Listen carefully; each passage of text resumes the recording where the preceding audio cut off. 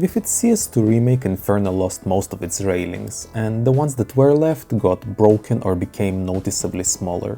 Even more recently, this started happening on Overpass as well.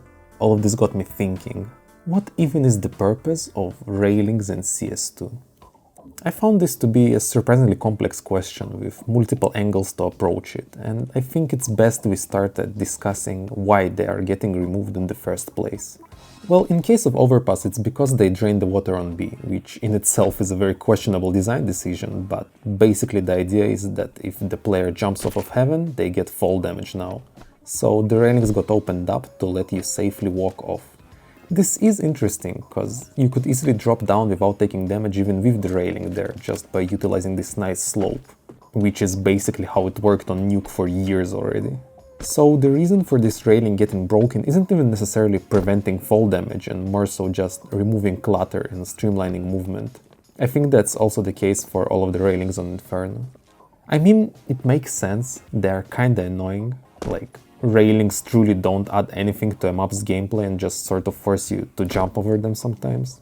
Even for ones that were kept, their best use case seems just getting a bit more height for lining up grenades or catching a run boost out of spawn, both of which could have been done with any other object, so I wouldn't consider those to be unique features of a railing.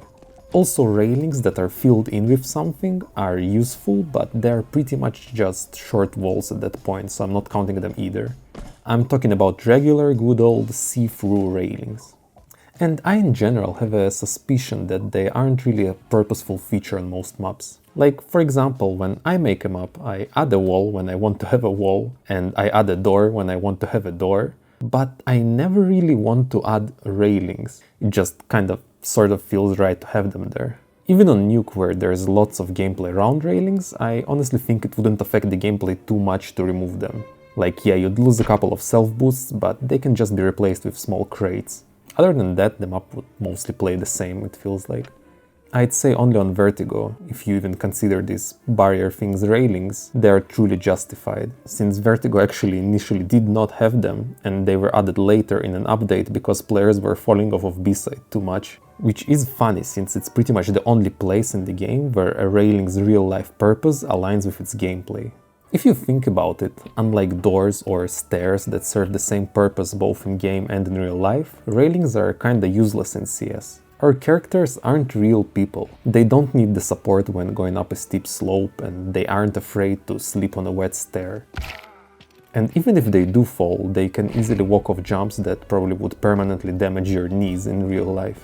So perhaps railings in CS serve more of an aesthetic purpose, making the world look more real for us, regular humans, while not being much more than an obstruction to the CS chads that literally can only fall over if they die.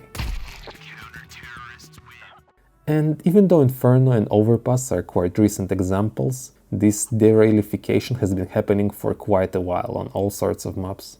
So I predict that we will continue to see more and more railings go, with the few ones that are left being relegated to spawns or staging areas where not much important gameplay happens. I can easily see this railing on Overpass going away, or maybe even eventually the railings on Nuke B-side. You might think I'm crazy.